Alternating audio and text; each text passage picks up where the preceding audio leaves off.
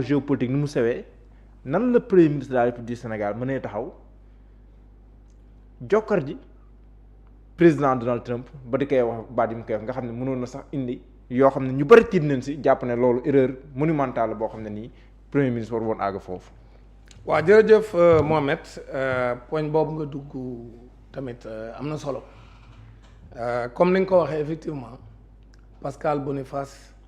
man ak ñi ma àndaloon ñoo ko fi andi jàpp naa ni man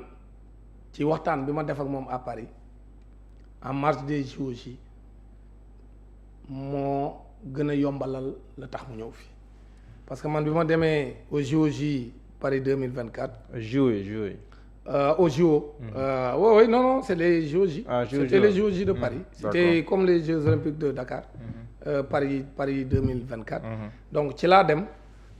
en marge de ça parce que man dama amoon beneen mission moo fa doon def. léegi ci laa toog ak Pascal Boniface. bureau à Iris. bi ñu toogee man ak moom ñu waxtaan. ma gis vraiment position juste yi mu am par rapport à l'Afrique parce que moom suñu waxtaan boobu duré na presque 1 heure de temps ñu waxtaan ci sujet yu bëri mu gëm moom que changement bi am Sénégal daf ko rafetlu et que muy prédire yu bëri par rapport ak les relations entre la France et le Sénégal et la France et la sous-région di wax ne France intelligemment la mun a gérer la situation actuelle parce que yéen mu ni yéen votre génération et ça le vent souffle dans certains pays yoo xam ne changement bi ñëwagul mais mi ngi ñëw que Macron jàpp ni c'est un sentiment anti-français mu gëm moom ni c'est pas un sentiment anti-français mais sama bopp ma la gënal du bañ naa la c'est-à-dire que les Africains aujourd'hui veulent redéfinir les relations avec la France donc les anciennes colonies ne veulent plus rester dans ce schéma-là donc classique où la France dicte sa loi dans ses anciennes colonies loolu jeex na léegi on redéfinit les relations on rabat les cartes ñu respectante mu nekk une coopération gagnant-gagnant donc moom loolu mooy position mu ne nag la France n'est pas dans cette logique aujourd'hui Macron li muy def nii amul sens parce que il risque de tout perdre c'est-à-dire faute d'aller intelligemment dans une nouvelle dynamique dans la coopération fa mu ko jëme mooy dem ba ñàkk vraiment des pays yoo xam ni c'est des relations séculaires donc biñ ci waxtaanee yu bëri mu rafetlu vraiment beaucoup de choses wane également le leadership incarné par Ousmane Sonko yooyu yëpp boobu bindagul livre bi ci biir waxtaan bi mu ne ma man j'aurais bien aimé vraiment am occasion waxtaan de tout ça avec Ousmane Sonko ma ne ko moi je vais te proposer mieux su ma delloo dinaa xool le moment opportun pour que yow ñu andi la à Dakar nga def une conférence comme tu es en train de le faire un peu partout dans le monde mais loolu lu ñu ciy waxtaane waat la après donc jour boobu loolu la ñu waxtaane maag moom globalement vraiment après ñu jëlante contact après garder le contact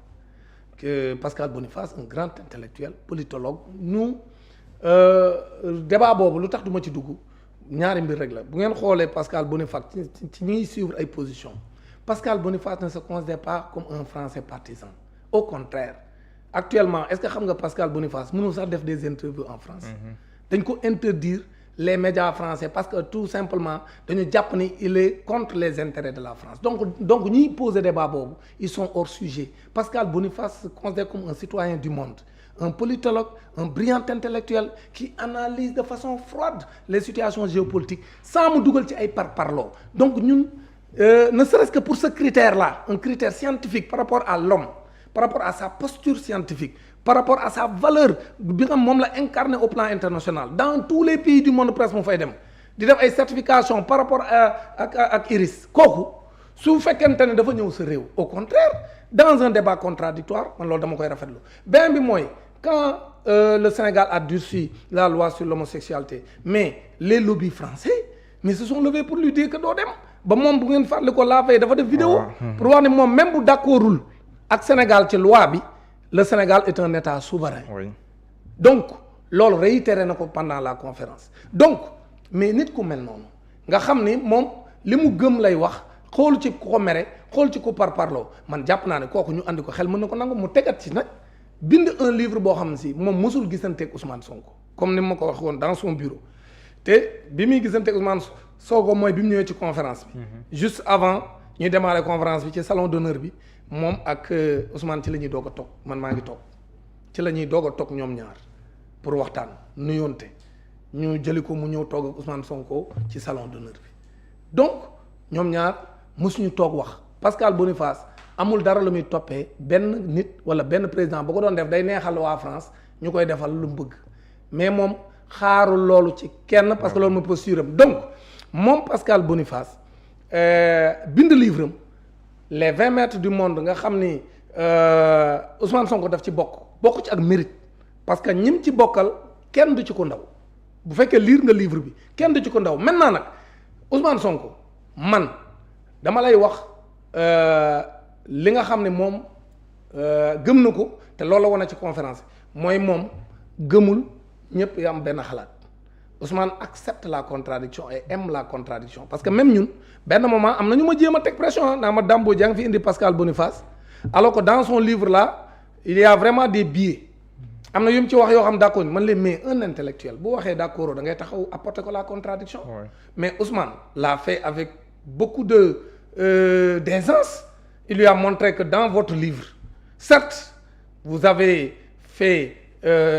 vraiment une étude très scientifique avec vraiment des paragraphes yoo xam si amuma lu ma ciy wax mais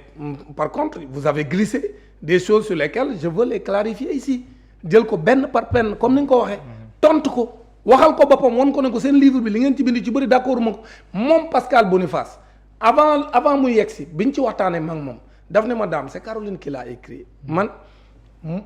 je n'ai fait que le choix j'ai dit que ces 20 personnalités influencent le monde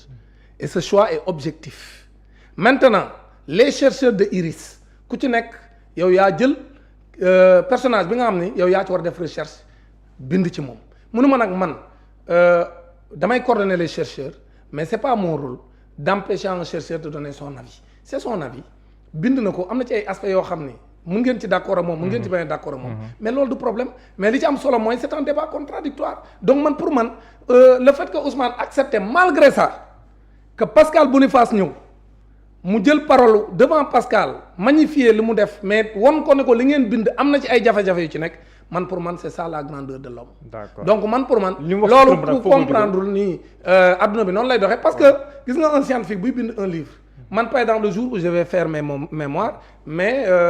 dinaa ci bind loo xam ne peut-être mën na bañ a neex koo xam ni dina ma jege lool mais noonu la booy bind mënoo direct di bind lu neex nit ñi donc moi je pense li mu wax ci Trump vraiment waaw li mu di wax ci Trump man dama jàpp ni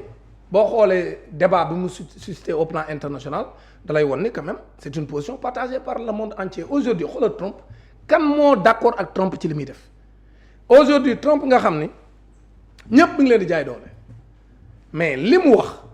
que Donald Trump day déstabiliser le monde mais loolu la àdduna bi yëpp gëm aujourd'hui le monde reste scotché au desiderata de cet homme c'est-à-dire que à tout moment mun na créer lu bees loo xam ne andi na coow ci àdduna bi mais nit ku mel noonu te yore réew mi ëpp doole ci àdduna bi mais nii dañ ko war a ragal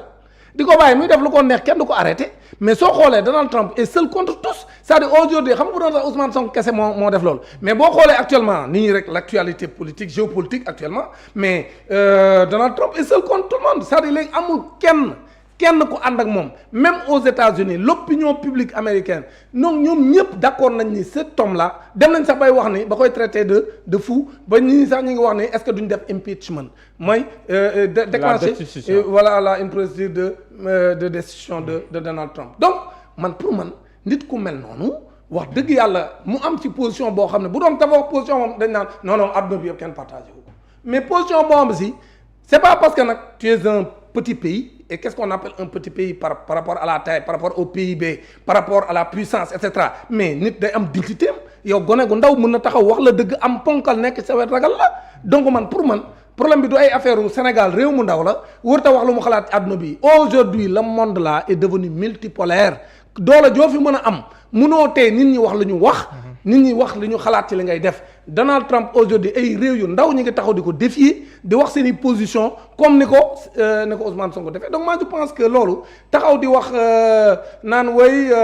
kàddu googu mënoon na ay jur ay et cetera lan lay jur parce que li mu wax loolu mooy position bi nga xam si moom la àdduna bi yëpp di wax actuellement c'est-à-dire que Donald Trump aujourd'hui fait peur au monde actuellement kenn xamul fu mu jëm gis nga position bi mu am par rapport au détroit d'Ormuz. Donc aujourd'hui vraiment les gens sont très inquiets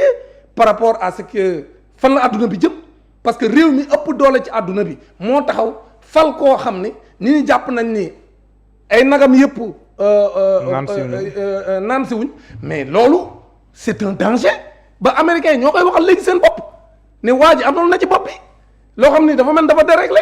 léegi nag loolu buñ ca àggee kon kay wax dëgg yàlla wax jooju wax dëgg yàlla nag ku ko bëgg a ñaawlu ça veut dire que nag tu n'es pas de bonne foi. d'accord daam léegi ñu jeexalee Mali suñu dëkkandoo yi. waaw bon ak li ko xam si week-end bi at faat bi ñu faat le ministre ñu koy ñaanal yàlla bu baax a baax le général.